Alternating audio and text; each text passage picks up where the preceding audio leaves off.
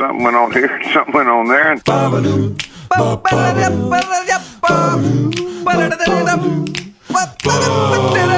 this time on TNT. We're back, and we debriefed Jer's Stomp the Stigma golf tournament. Jono was on Letterkenny. Plus, Henry, pipe down, bud. And the top 5 back-to-school jams. It's all coming up right now on TNT.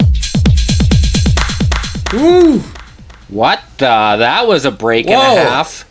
What's going on here? Holy moly. What the heck? It's like you're in some coma and just gone. I think I nodded off there for a few weeks. I mean, on the downside, we've been a little sluggish with the pods. On the upside, this was the best summer of my life. Yeah. Right? I don't even know where to start. There's been so much summer. Yeah, well, first time you've had an August off in how long? 10 years? Well, 8 years, yeah. Ever since the girls were born. Crazy. So August has been wide open summer. And kind of like fun, different work things, but mostly summer things. Yeah. So should we start at the end and work back, or should we start at the start and work forward? Let's start at the start, I guess. Okay. Because where were we last? I think probably last off we left. We did the golf tournament, and you came. And see, there's a prime example of something I was able to do this August that I couldn't do for the last few years. Yes. And it was another huge success. Man, it was a great time. Was unbelievable, and it was great to see you in your element. If you're a new bud and you're starting at the end and working backwards, Jeremy does a golf tournament every year with the help of Ian Leggett, who's a golf pro, and just a sweetheart of a man named Bob Travis, whose son Kyle took his own life. Is it 4 years ago now, Jer? Yeah. And yeah. I mean, I was fortunate enough to be in Bob's group for this golf tournament, and imagine what a day that is for him. So hard and so uplifting and so devastating, but so powerful.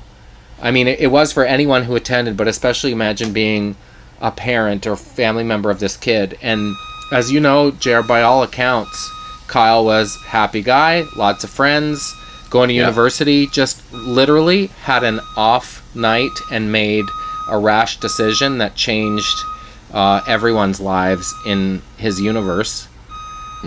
But you would like to think, I don't know if you can hear the beeping, bud. We're in Foxborough at a campground, and I've looked them up before, so I know it's $1 million motor coach is just backing out of the site next to us, and it sounds an Air Canada Dreamliner getting backed up.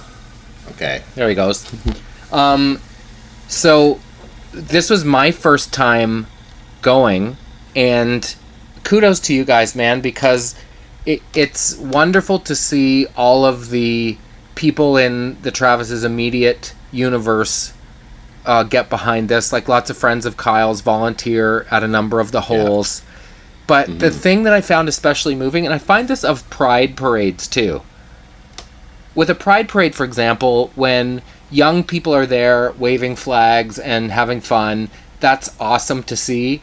When an older person or a corporate institution that's known for being pretty straight-laced sees the big picture benefit of being associated with something like this, I just find that incredibly moving. So to BMO and Under Armour and Titleist and all those big corporate brands, because you can imagine, and Bob was saying this, the word suicide is terrifying to a lot of corporations, and therein lies the problem. Absolutely. And that's the whole point of what we've been trying to do from day one, is just kind of get people together, have a positive, fun day, but also open the dialogue of suicide. And everybody has a story. And that's basically what happens. We kind of spend 10 hours together and just kind of communicate on this level, but we're also having a good time and enjoying ourselves. And it just, every year it gets stronger and the connection gets stronger, and the people from all walks of life and all walks of corporate life that can help and aid in something like suicide prevention and have it be on the list of priorities because, for example, men between the age of 40 and 50 die by suicide, and I think it's one of the top 5 rates for males. Isn't that shocking? It's an awful statistic, and people just basically. I mean, when somebody takes their own life, it's the people around them that need that support as much, and the understanding as the person that did it prior to that. You know, that the being able to talk to someone and listen to their problems and trying to get somebody off that path. But if it happens, the family and the people and their friends, they need help too. And that's basically what this whole tournament is about, is just getting together. Not everybody has a clear answer, but we're all these people are getting together every year, and we're getting closer to have it, at least, like you said, have people say suicide without it being something that gets swept under the carpet, you know? Well, and even, I mean, the number of folks that showed up was incredibly powerful. Losing a loved one sucks, full stop. Losing a loved one who's your kid or young or had their whole lives ahead of them sucks doubly. Now imagine, which I can't even, but imagine the added layer of, I could have done something. I'm sure I could have prevented it. The if only layer. If only I'd called. If only I'd said, come over here instead of going out tonight. If only I'd whatever. How do you ever get through that? And I think after spending the day with Bob, he would tell you you don't. But at least you talk about your son and honor his memory and try to help others who are in a similar headspace not make the same choice. And you'd like to think if anything like that ever happened to you, you would have the strength of character to dig deep enough to soldier on like that. But man, kudos to the Travis family, because they have to go through the memories and remember it every year. And I can't imagine. Your tendency, you would think, would be to disappear and turtle and never talk about him again, or move far away, or just kind of remove yourself from the situation. But they did what you would hope you would do, which is try to get something good to come out of something bad. And that's exactly what it is. And it's getting better every year, and this will propel people to not just talk about these situations, talk about where these depression and people suffering from anxiety issues or have a chemical imbalance that basically makes them feel sad for no apparent reason. Well, and Corey Hirsch, I thought, gave a great keynote speech. You might know his name, Bods. He was a goalie for the Canucks, right? And he was talking about having won the Stanley Cup and having won the silver medal in the Olympics. And he was on top of the Empire State Building in New York with his mom, and all he could think about was wanting to jump. And she couldn't understand, and it was simply because he wasn't on the medication that he needed to be on. And ever since, his life has turned around. Yeah, I mean, a lot of people think...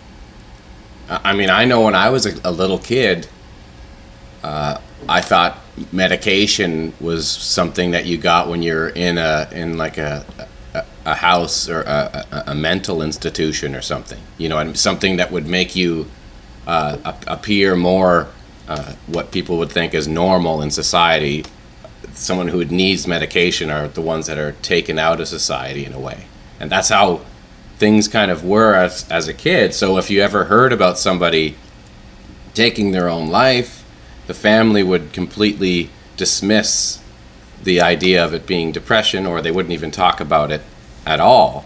And that's where the stigma has kind of built itself for centuries, of people for some reason thinking having a mental problem, issue, that being something where you're almost written off. And powering off. Now it can be a discussion of where we can go in the future and keep it open and not sweep it away or call it something it's medication no different than if somebody has acne, or if somebody, needs glasses and they have glasses. It's something that does not have to have any kind of stigma. And me personally having to thinking that medication would have been like something that a person as a kid that needed really a lot of help.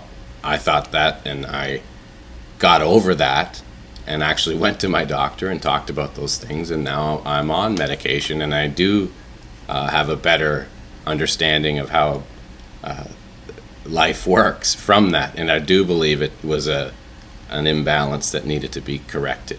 Interesting. So it's the same thing with my family. My father always suffered with some kind of manic, heavy-duty depression that would set him off. And my sister, Jenny, same thing. She even attempted to take her own life. And she actually was so down and depressed that she went to a last resort of trying ayahuasca. That the medicine, ancient, I think it's Peruvian. Wow. But she went there and she did a ceremony, and usually you go down there and you take this little cup of this horrible tasting stuff, and apparently what it does is it induces the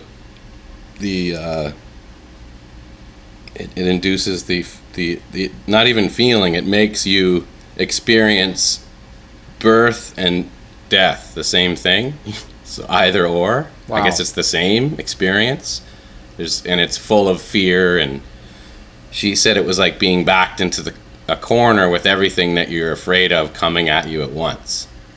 And it was terrifying and awful, and then you purge and barf for like 4 hours. And then she said it was the worst experience of her life, but she felt that she needed to be healed. And it's the rawest form and purest form of medicine. It actually is. It does kind of reboot the serotonin levels in your brain in some way. Where my sister didn't just do 2, didn't just do 3 ceremonies, didn't just do 4, didn't just do 5, didn't just do 6, didn't just do 7. She did it 8 times. Holy cow. And she hated every single one except for the 7th time, which she felt was almost a gorgeous experience. And the leader who took them through this said, like, she was only taking a third of what the other people were taking, yet she was purging, throwing up twice as much as they were.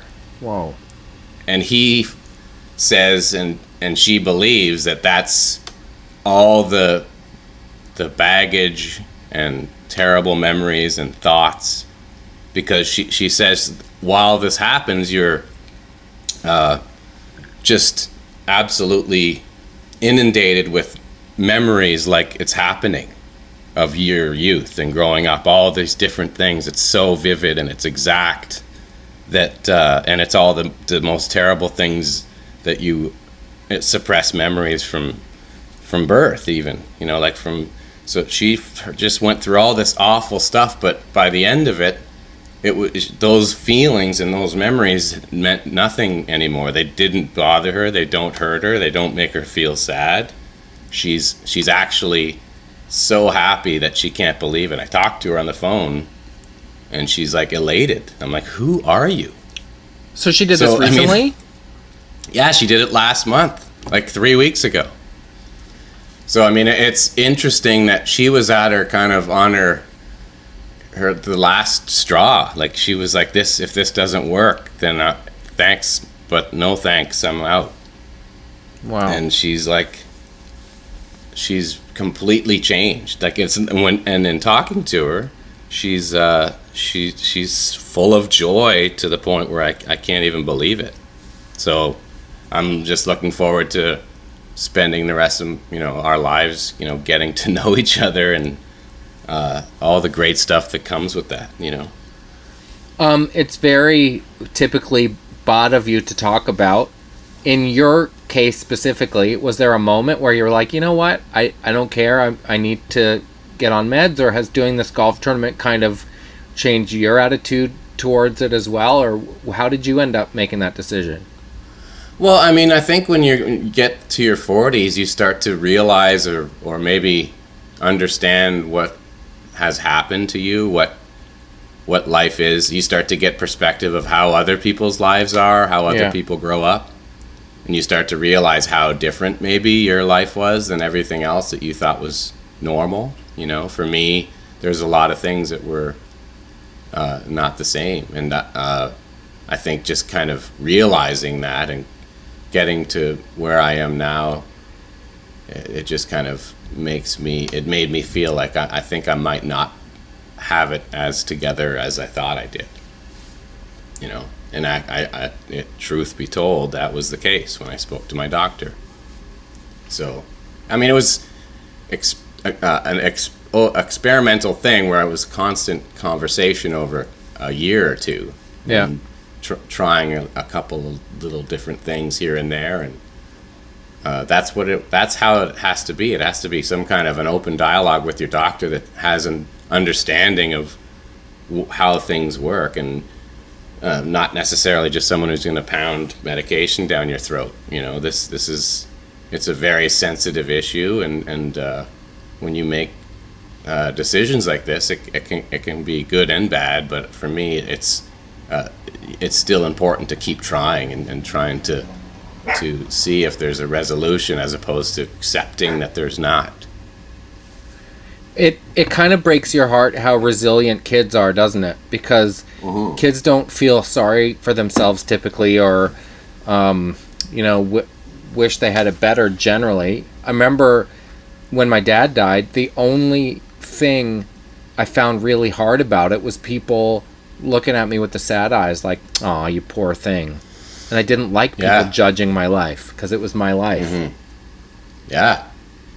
And it's funny how your childhood is just your childhood until someday you're telling people about your childhood. Yeah. And they're like, "Wait, what?" Yeah.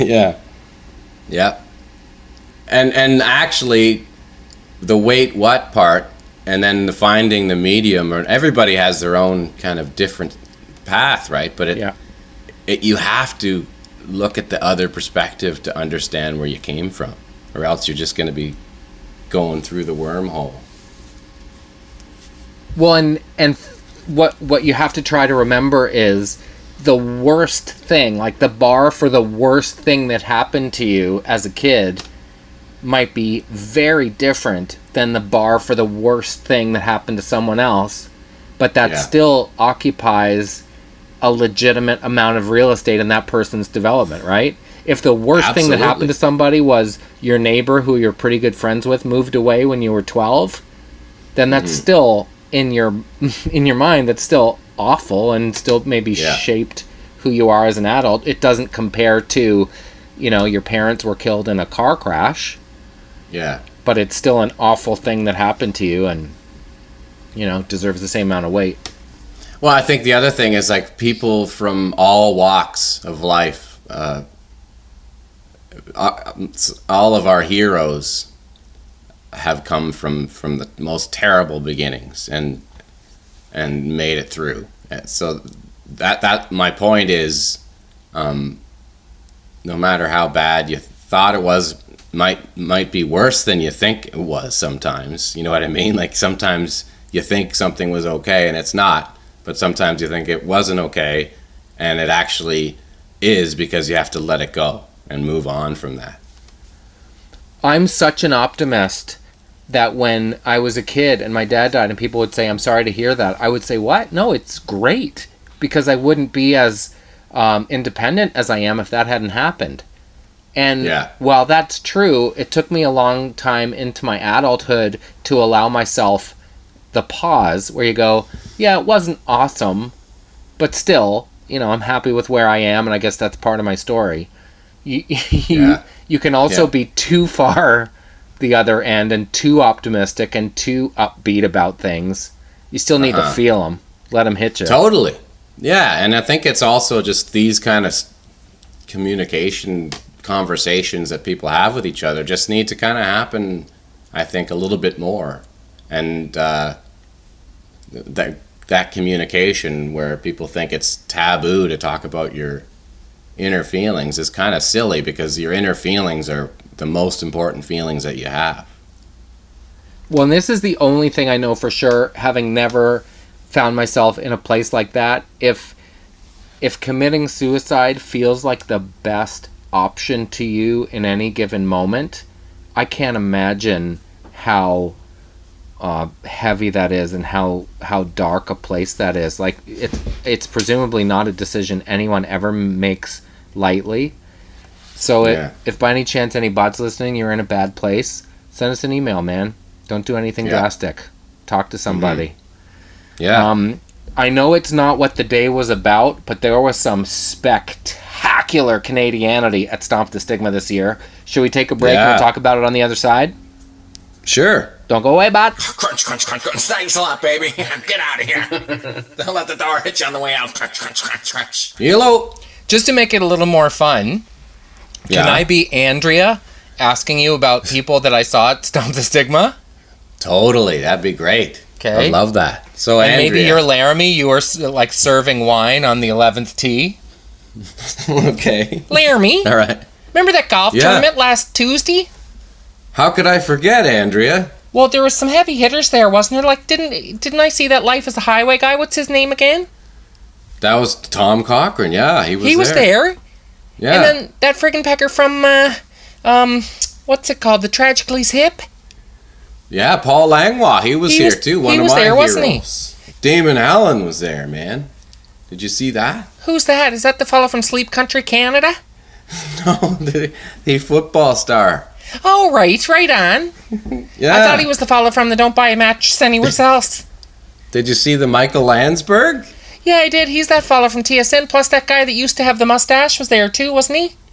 Yeah, Rod Black. Yeah, and also he was there. There were two girls from TSN. They sometimes do the sports centers together. Yeah, Natasha was there, and Tessa was there. Was it Tessa or was it the other one who's really good at golfing? Which one's that? Oh, really no. Wait for it. What's her name? You know, she's right good at sports and that. No, it wasn't Kara Wagland. It was, for heaven's sake. Yeah, I know. Should we come back to her? Yeah, we should. And who was the guy from the, there's the Power Trio, they're rock players. Oh, yeah, Alex Lifeson was there. He's fantastic. Yeah, but I asked him to also play there's on the another new one. wrench.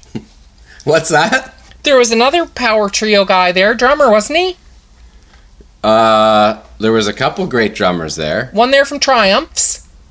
Oh, Gilmore, yeah, he was there. And also Tim Oxford was there. From the Arkelst. Yeah. Wasn't it from TSN, wasn't it Laura Diakin?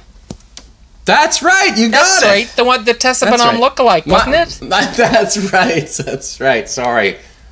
Also, that fella from Sportsnet showed up for dinner. What's his name again? That Ken Reed guy. He was there. Also, and his brother, comedian, Peter Anthony, yeah. He's straight handsome, that one. Sure he is. He's got some good jokes, too. He's from Pictou County. Yeah. Who was that it? That's about it, right? I think so, yeah. Friggin', what's Jay's partner's name? On the Jay and... Oh, yeah, that Dan O'Toole was there. Toolsy was there. Can't forget about that. Man, he might be having a better summer than us. He slept at my place after that. We had a great night. Yeah, we hit the deck afterwards at my place. And watched balloons. Watched balloons. It was a Canadianity. It was a who's who. It really was. It was awesome. I mean, it was busy, but super fun. Oh, Mike Camilleri was there. Yes. Luke Gazdick was Cams. There. Luke Gazdick, yeah. There's so many. And the thing is, it keeps growing every year, and the people that come have such a great time. they bring bods, So The ask gets easier every year. Yeah, it's incredible. It's such a great time. I mean, the gifts were spectacular again this year. Everybody got like brand new Titleist golf bags, like tour bags. Well, that's what I was going to say. I was mortified by the swag. The Under Armour, everybody got full swag of Under Armour. Everybody got 24 Pro V golf balls. It was unreal. Just insane. Food and drinks all over the place. You just can't not enjoy yourself on the golf course on that day. It's fantastic. No, it was great. I was so happy to meet Luke Gazda because he obviously used to be an Oiler, and he's known for having big mitts and being able to throw them. But he could not have been more of a gentleman. Yeah. Interested and interesting and a great conversationalist and fun to be around. What a nice dude. Yeah, and he always makes the point of saying, listen, man, whenever you want, I'm here, and I always will support this event. And he's a great dude. Super great. And Cam's, too, I got to say. Mike Camilleri's a bod. He's such a sweet guy, too. Yeah, he is a really nice dude. Yeah, Same thing. I'm always pleasantly surprised when you meet people of a certain profile who are like, by the way, what's going on with you? Are you still doing this? What's new with you? Because not everybody does that. Yeah. And the more I'm around people that talk a lot, the more I think I should talk less, because this is what it sounds like when people talk a lot.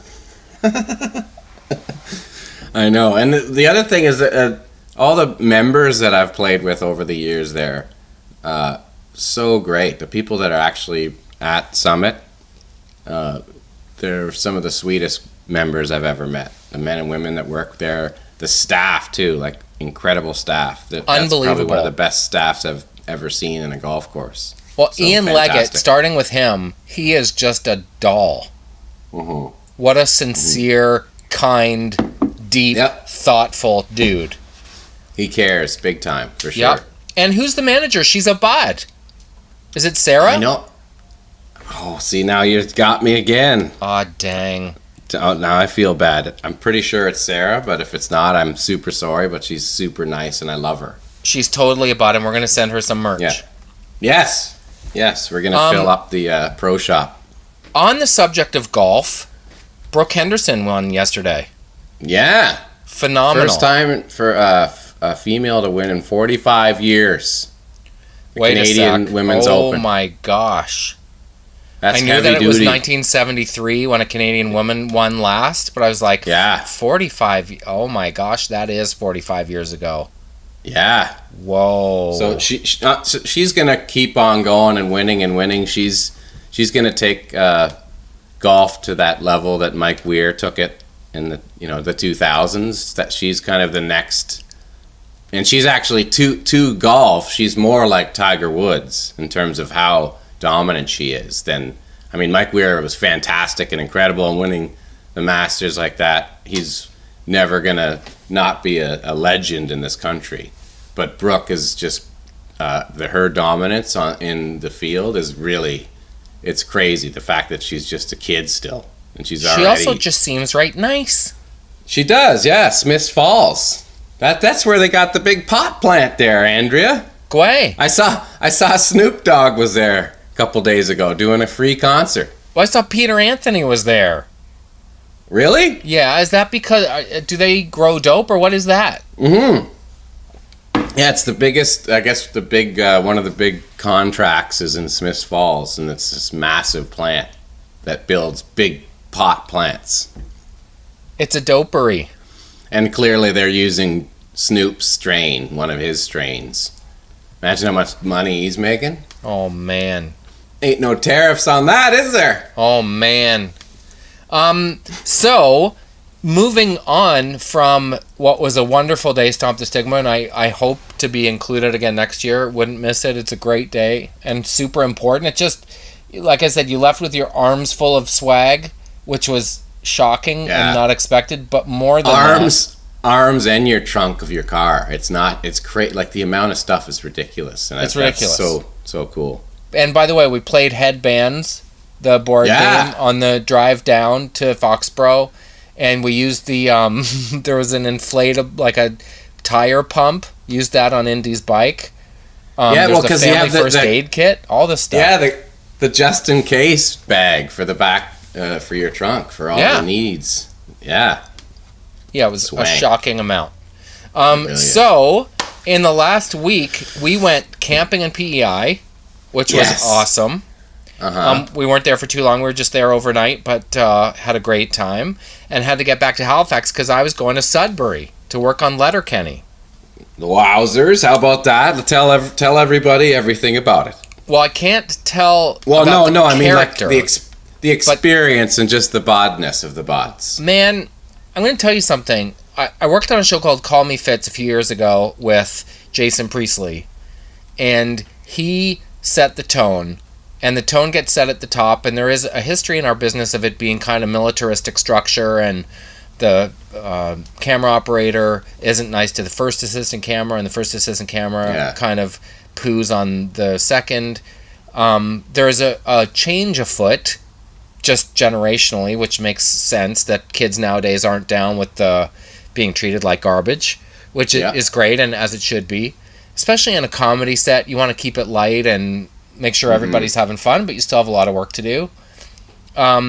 Kudos to Jared Kiso and Jacob Tierney and Kara Hafledson, who is producer of the show. They have created an environment where there are no dicks. Everybody is happy to be there, friendly, professional, having fun, but the work still gets done. And that is the exception, not the rule. We are lucky enough to have that on Mr. D, too. But it just makes visiting somewhere, like you're jumping on a moving sidewalk. They've been doing this together for 4 years. And to drop in there for a couple of days and feel not only welcome, but feel like you contributed and feel like people are happy to have you there and feel part of something, just speaks volumes to the level of bodism going on there. I gotta say that I got a text from Jared saying how happy he was to have you there and how you impacted the place and nice. the bodism. Yes, he said it was fantastic. But nice. He also said that beautiful tweet in the same regard. So yeah, he sure did. And and he's just such a kind soul and humble, and I don't know if it's because, I'm sure it's a combination. I'm sure his background, his dad owns a sawmill and he worked with his hands and worked hard and, knows the value of hard work. I'm sure that benefits him in his life. I know that he was acting for a while before things really happened for him and has held some other jobs that probably weren't what he'd imagined for himself. I'm sure that stuff all helps. But I think the proof in the pudding with Jared is that this hasn't changed him, and that shows depth of character too. Big time. So I know it's a cliche to say people that work together on something like that are a family. I'm sure you had a tour family as well, but they are so close and so connected, and what a deep bench as far as a cast goes. Holy cow. And it just so happened that the episode I was doing, I got to do a scene with the Hicks, with the hockey players, with the Skids, with Glenn, who is Jacob Tierney's character. And Jacob and I first worked together on Mr. D a bunch of years ago, and he's just a phenomenal director. Takes what you brought with you and just cranks it up a little bit to make it extra good and fast and funny. And they're just firing on all cylinders, man. I'm really happy for them.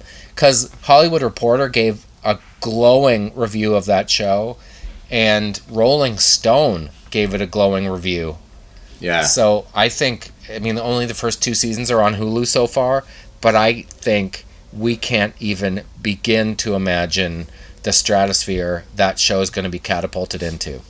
Yeah. No, it's all you have to do is look at the traction in Canada, how it ramped. Yeah.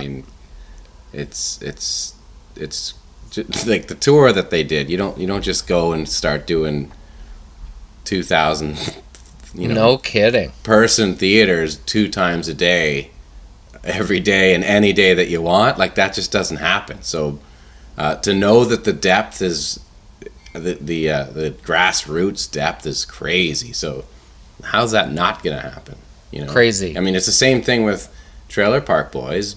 They understood once you get it, and the fact that it's so original and not like anything else, it connects a lot harder. And I think that's the same thing will happen.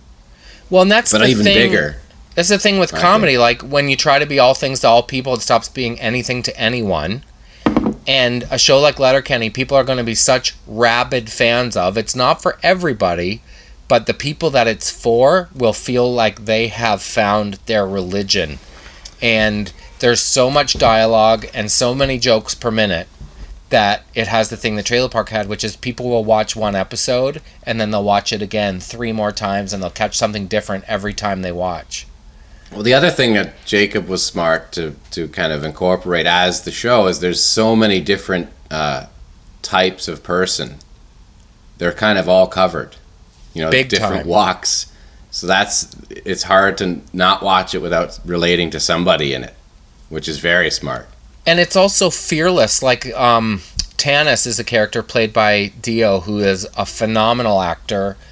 They don't pussyfoot around the fact that she's a First Nations person. She's a badass, and she's flawed, and she's tough, and she's hot, and she's awesome. Mm-hmm. So to represent people the way they actually are, as opposed to throw them in a scene as a token or whatever, that is very representative of that part of Canada. And it's fearless in that way. It's great. Right on, brother. There you go, bud. So what have you been up to? I went to Pembroke. What were you doing in the Brook? Lisa's mom, going to see Shirley and Belle, her beau. So we were hanging out in Pembroke for a week, doing a little wandering, going to the parks, stand by me walks. So walk me through Pembroke. What is it like? How many people live there? Is it on a lake? It was a huge logging town, Pembroke. It's a huge hockey town because they have the Lumber Kings. Is that the name of the hockey team? Yeah. What league would they be in? I believe they're OHL or no, they're see you blow me up all the time with these things. I'm sorry. I don't know. I don't know why you would know the answer to this. They're awesome. I know they're always in the mix. Yep. Bottom line, they're in the mix. I'm not sure if they're Junior A, B, OHL, frickin' Don Cherry League. but anyway, Pembroke's an amazing town that kind of there's a lot of great musicians that are there too, like Corey Zadarozny from Sam Roberts, the original drummer there. His brother Jordan from Blinker the Star. No way. He's still got his studio there. There's a lot of cool recording and Henry, pipe down, bud. It's a beautiful spot in the Ottawa Valley. I'm going to tell you about the Pembroke Lumber Kings, bud. Yeah, you give it to me straight. They are the winningest team in Central Canada Hockey League history, and 2011 CHL. Royal Bank Cup champs. There you go. Gotcha. All set. Founded in 1964. They're in the Stevie Y division. Junior A. I know Pembroke more from Lisa's perspective, but I haven't been to a Lumber Kings game, but I bet you it's a time. I was more of a Barry Colts kid. Yeah, of course. Right? All I remember is the Timmins team coming down to play the Charlottetown Islanders, and that was like, if you're sitting in the stands, you better hope a CCM stick doesn't poke your eye out, because things are getting hurled around.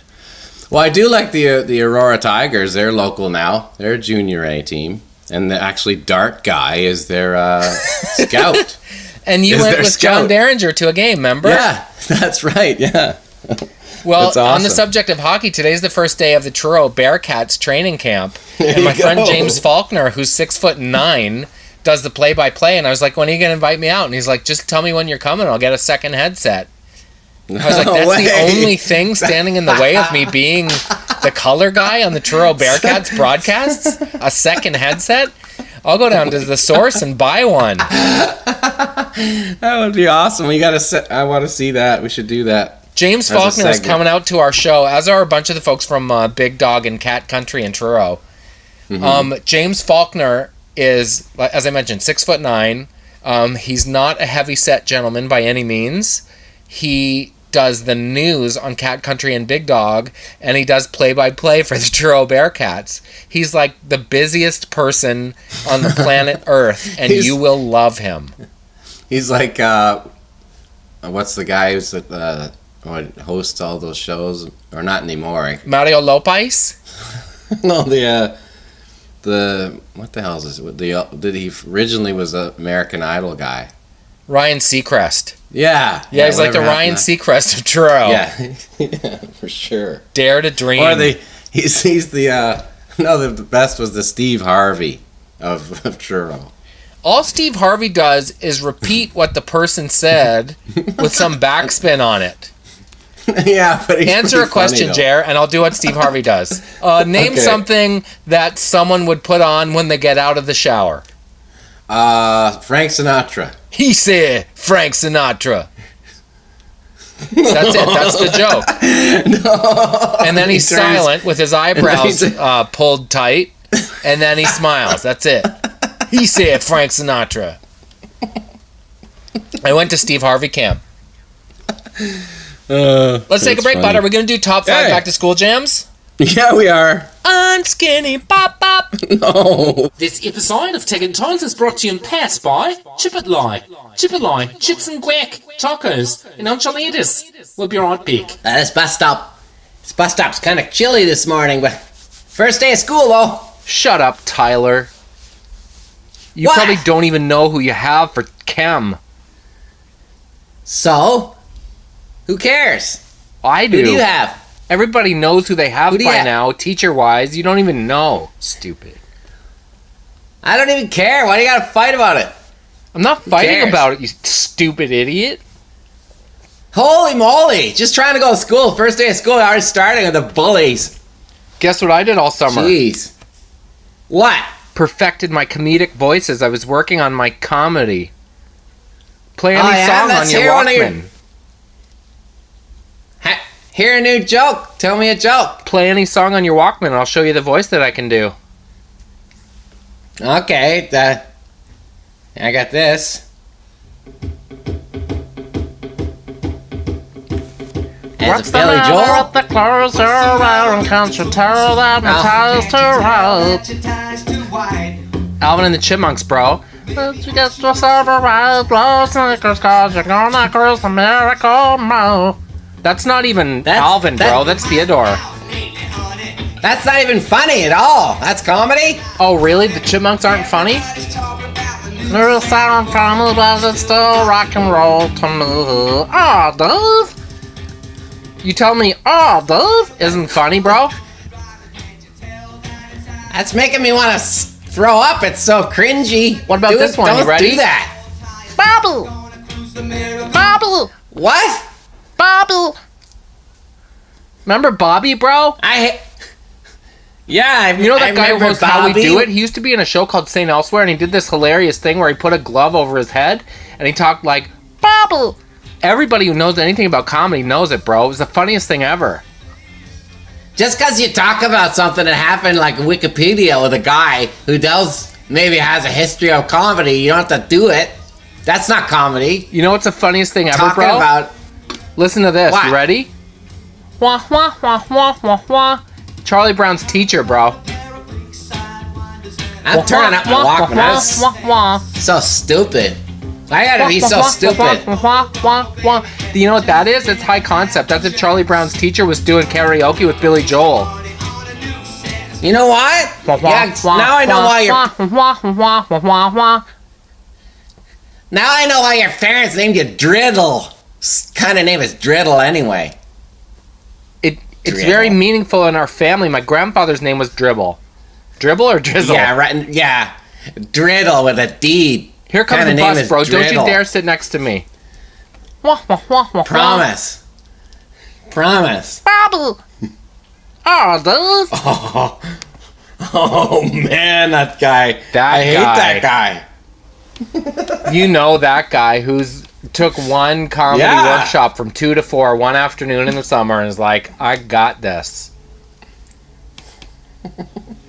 Answer this question, Jeremy Taggart. What? A guy that my wife used to work with, she was quite fond of and good buddies with, said that dance is the key to social popularity. Do you think it's more currency in high school to be a good dancer or to be funny? Henry, pipe down. Bud. Humor, 100%. Humor all day long. So, if you are not a good-looking person, but you are hilarious, you can still pull? Yeah. Well, pull, I don't know if you mean pulling, but... I don't know why I used the word pull. Does that mean you can still wheel? All of a sudden you're talking like you play on the Rangers. The Rangers. What? So you're trying to say like how many kills you got before you're 12? Oh. Takedowns? So you're saying that the kid who's funny would have more takedowns than the kid who can trying dance? To say the kid who can tell a couple jokes got way more kills than the guy. Is that hockey player top kills? Yeah, for sure. Oh it's my awful. gosh. Terrible. How many takedowns? Henry, get a job, bud. All right, so this is the top 5 back to school jams. That was 2 dudes at the bus stop. I'll be in this one. I'll be a teacher, and I didn't know that you were in my class, and I'm really disappointed to hear it. Okay, perfect. Okay, you ready? And I'm listening to music. Yeah. I'm listening to music in the classroom as I'm getting ready. I'm really happy. Ready? I am, or you are? I am. I'm the teacher. Oh, you are. Oh, okay, perfect. All right. Okay, here we go.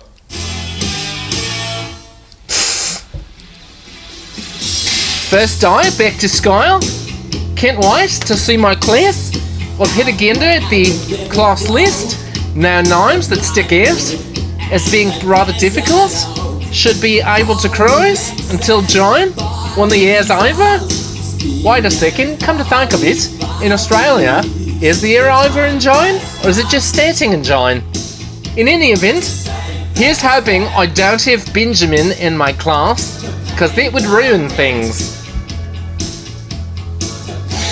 Oh no! Look who it is! Benjamin, what on earth are you doing here?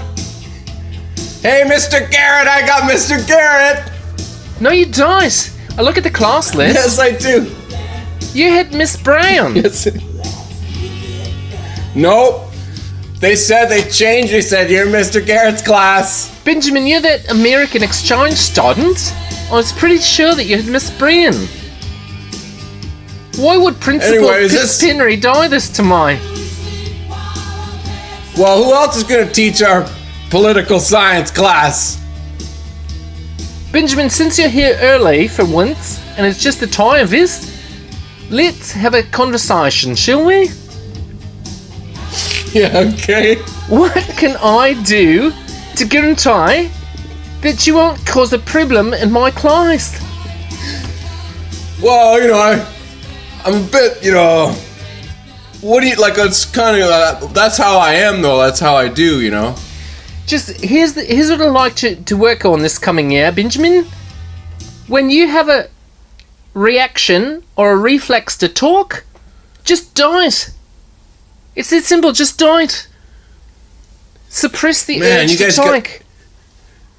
Mr. Garrett, you got like some pretty cool, like, you got like a setup in here. There's like these broken, you got like the model, that model over there, like, is that like the Japanese nuclear plant that was blown up? Is that, it's the full scale? What is that about? It says radiation or what? No, those are tiny beads, Barbie beads, that are burning.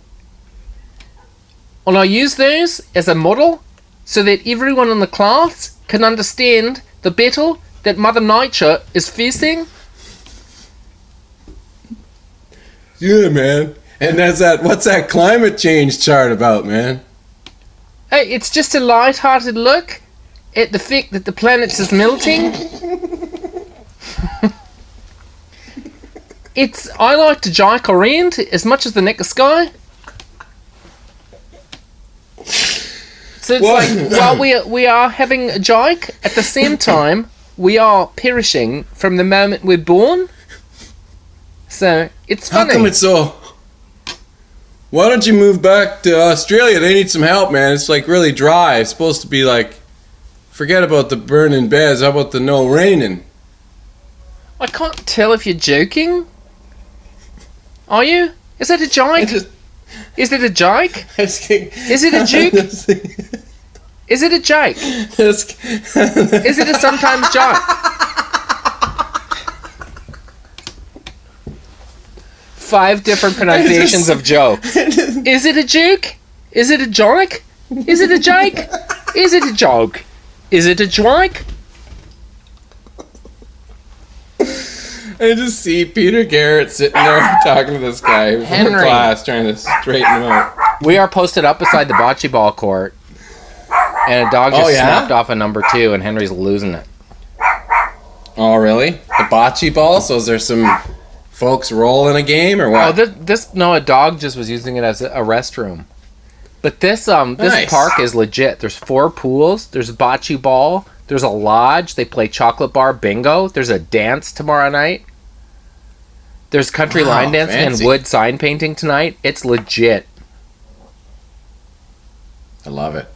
Good times. All right. That's full on. You're plugged in. You're okay. Let's get to the next one. Jam number 3. So how about I'll be a girl and you be a guy, and we're seeing each other for the first time since the summer. And you're hoping it's on, but I changed. Oh, that's right. Oh, that happened to me for real once. Tell the I story, didn't bud. really care because I was like fake date or first girlfriend styles in like grade 4 or something. Like we started dating the week before school ended, and she was like got her friend to tell me that it was over Because she wanted to like, pull. whatever. She wanted to pull all summer. Well, I mean, she made it apparent that it was like not only was it over like now, like Labor Day, it was over like in June, like or like July or whatever. But we never even like hung out together. One of the most Like- savage terms I know of is the turkey dump. How couples in grade 12 agree to stay together when they go to separate universities, and then they come home at Thanksgiving and dump each other.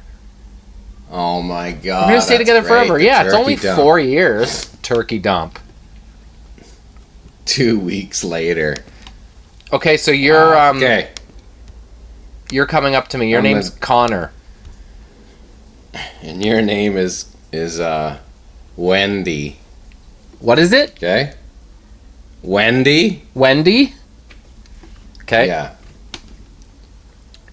Hey, Wendy. Oh, How hey are you? Connor. Well, so nice to see you. Eh? Like, do you want to do something tonight, or? You know what? I'll catch Like- up with you girls later. I'm glad to see you because I've been wanting to talk to you for a while. What's the matter? What gave you the impression anything was the matter? Well, you look pretty upset, and like we were going steady in the last day of school. Okay, remember? there's no easy way to say this. You know how I was saving myself for you? Oh no. Is that why you're playing Only the Good Die Young? Well, I gave my B card to a girl that I met at summer camp. Whoa. What? Yeah.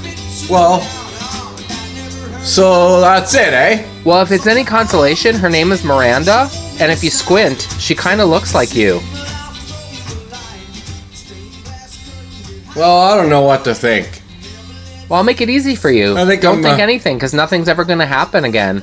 Miranda lives upstate, but she's coming down here at Thanksgiving, and we're probably going to do it again. So are we like together till Thanksgiving, or? I super appreciate you being like willing to like work with me on this, but I guess the easiest thing I can say is that like when Miranda holds me, I feel safe. Do you know what I mean? Whereas when you hold me, I don't know if you're squeezing too hard, but it makes you gaseous. Okay, so I just won't hold you so hard. I'll ease up. Well, is it a dietary thing? My gurgling? Well, do you know, When at my the stomach hospital, gurgles? there's a test where you can drink a liter of barium, and they can shove a camera in your rectum and just see what's going on up there, because I don't know if it's hereditary or if it's just the odd time, but it's not good, Connor. And I think it might come between you and finding that special someone. I mean, yeah. I mean, everybody said, like, if they put their ear to my belly, it sounds apocalyptic. Well, it sounds like... Have you ever seen, like, a motocross track? Yeah. That's what it sounds like. Like, we're trying to watch Netflix and chill, and, like, I have my hand on your stomach or whatever, and all I can hear is... Nee, nee. It's weird. And someone once said that sounds like there's, like, a squid from the Marianas Trench, like making the squishing sound and going around, that kind of loud. Yeah, exactly. It's like Henry, please, I urge you to stop It's barking. Like the squishing sound and the pops, it's like, sounds like Pompeii, man.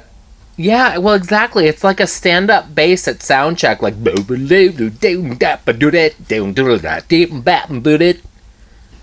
Yeah, and then there's like that one sound that it sounds like if you're pouring out like one of those, sitting around the water cooler things and then pour it out, that big bubbling sound when you pour it out, like that sound too. Like kind of a dub-bub-bub-ish. Like a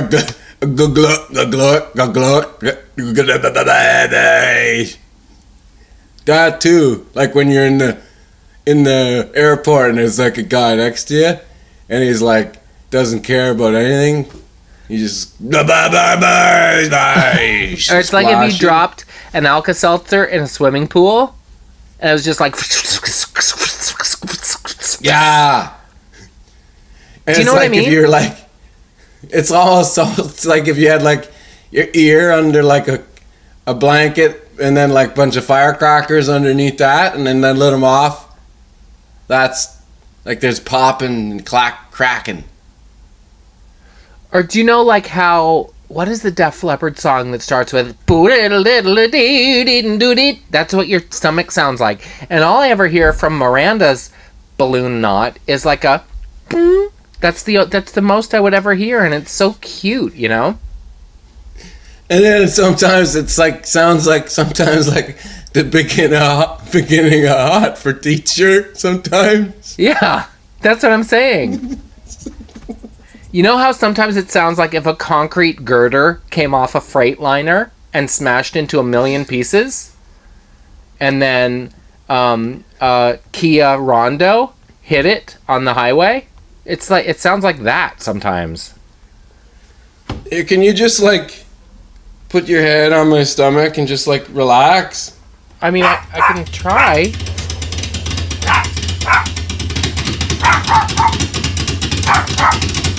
It's weird. It sounds like a serious hailstorm, but also a dog barking. Henry, pipe down, bud. Take note. What is that? Oh, listen.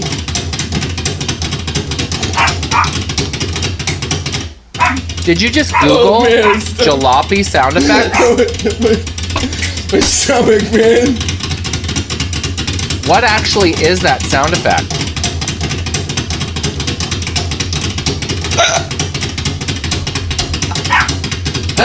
What is that? Is that a bonus track from Jarvis Church's last record? Oh, listen, man. No.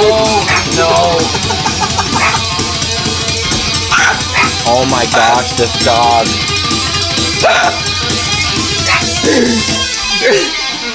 What even is it? It's Hot for Teacher, man. Is it?